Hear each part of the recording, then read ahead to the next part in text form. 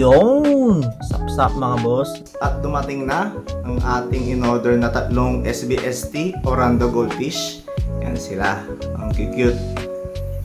So ang gagawin natin dito, i-acclimate muna natin sila ng 30 to 40 minutes. So yun mga boss, acclimate muna natin sila para hindi sila ma-water shock. Ang cute. Yun mga boss, naalis na natin ang mga display sa taas. So acclimate na natin sila dyan. Diyan muna kayo ang ating mga goldfish. Mamaya papangalanan natin yan, no? Yun mga boss, naka 30 minutes na, no? Kaya pinakawala na natin sila. Yan sila, ito yung isa. Kulay white na konti orange. Tapos ito, yung dalawa. Yung pangalanan natin sila, no? Dahil tayo mahilig sa One Piece. Tayo may mga One Piece dito na collection. So ito, naisip ko, ito si Luffy. Yan.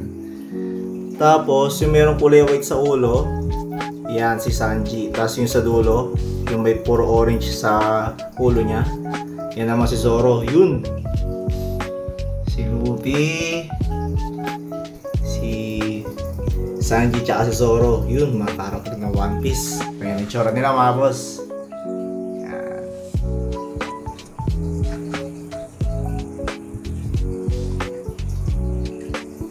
Yun mga boss, ito Optima water conditioner para sa malinis sa tubig tsaka maraming beneficial bacteria.